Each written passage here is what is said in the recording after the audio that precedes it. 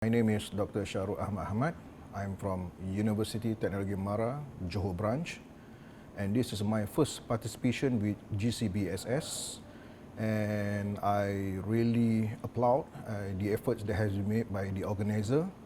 We can see that there's a lot of participants coming from all over the world, and they are not only limited to the southeastern regions, and this is a good thing. It shows that the event itself is very well accepted by participants from all over the world.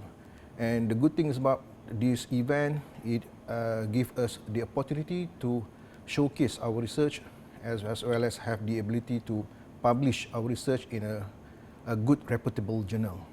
So I look forward to attend your next event, hopefully in the near future. And congratulations to organizer for a job well done.